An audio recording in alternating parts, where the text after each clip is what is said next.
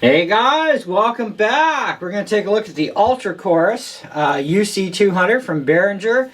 Again, these are pedals my buddy Andre loaned me to review, and they can run batteries. You just got to pop a pin in the side and pop the lid, put a battery in there, or run off power supply.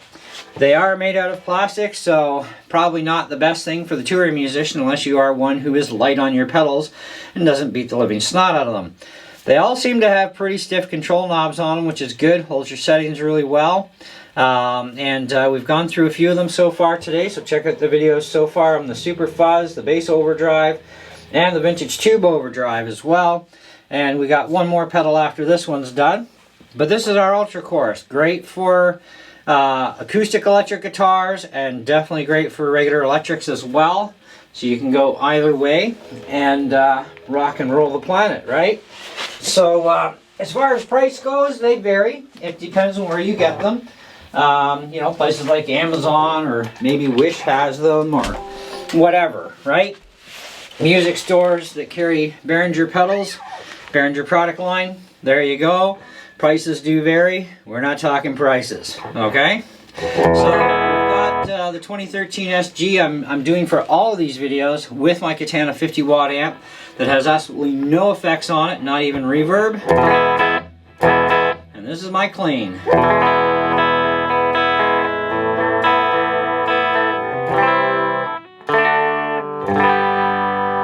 So let's start everything out at 12 o'clock and see what happens.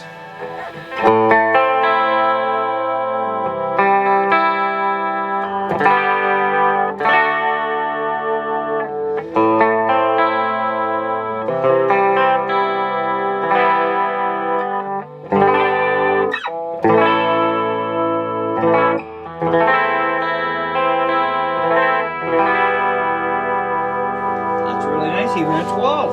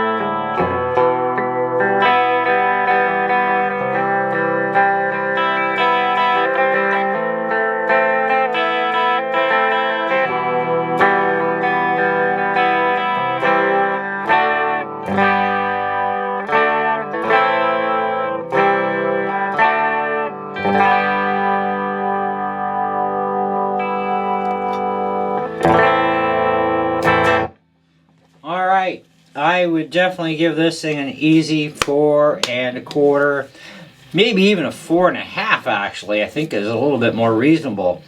Now let's remember, build quality, it is plastic, but they are pretty durable. They will stand for a lot of abuse, just not for touring musicians likely, okay? However, that being said, if you're just starting out with your pedal collection, you don't have much money, these are budget priced. A lot of their pedals are fantastic. A lot of them sound exactly like Boss pedals, but without the Boss price tag, okay? Mind you, Boss is made for everybody, you know, that actually can afford them. Actually, some of Boss pedals are actually very inexpensive, especially stuff like the DS1, the SD, that sort of thing. A lot of them are very inexpensive, but there are a lot of very expensive Boss pedals, whether you're going for old school circuitry or the new Wazas. But in this case, with the Behringers, they're just plain out inexpensive. They really don't cost that much, you know, and they do a fantastic job, a lot of them. So far, I've been pretty impressed today with the ones I've tested for you guys. This is, of course, our UC200 Ultra Chorus. We've done the SF300 Super Fuzz, the BOD400 Bass Overdrive, which, like I had mentioned in that video, is probably more for a bass guitar, but kind of does work on this thing too. Vintage Turbo Overdrive, the TO800, kind of a lot similar to a Tube Screamer, really. And we've got one more in the collection coming up next for you, so stay tuned for that one, and that'll be the end of our pedals, at least for today anyways, because he's got more stuff for me to review for him, and that's great. I really appreciate Andre for letting me do this. It really helps my channel out, and you know, which is fantastic. And it helps you guys at the same time, right? So now Behringer pedals, like I said, these ones are plastic, and but there's no reason why you should turn your nose up at them. They are still constructed very, very well. Yes, they do have the potential to break if you pound the living snot out of them, but if you're a lot easier on them, then yeah, they should last you a lot of years, you know. Anyways, if you're a touring musician, well, obviously you're not going to even look at Behringer. You're going to look at Boss and, you know, all the other high-end mucky muck brands that are out there, and that's just fine, you know. But don't turn your nose up at these so easily. These things are pretty darn impressive. And like I said, with the chorus, you can use this on an electric guitar or an acoustic electric. Coming in handy if you play in church. I actually play in church too. This would be a fantastic chorus pedal without spending a boat ton load of money. It has a lot of features for the money, you know, which is fantastic. I mean, even to compare it to my MXR analog chorus, you know, I have a separate, basically low and high cut controls. Otherwise, it's level, rate, and depth. Well, what do we have here? We have rate, depth, level, but we have one tone knob that kind of mixes between the low and the high. So one less knob, but otherwise, this thing is pretty similar to my MXR, which probably is about almost 3 times the price, you know, but either way, and a lot easier to get a battery into this than my MXR, I'll say that. But I like this thing. I think this is a pretty cool pedal.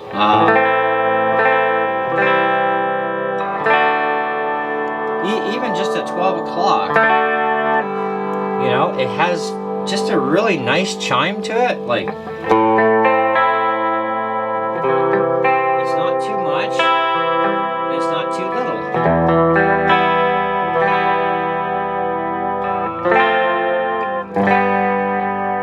You get that rate maxed out.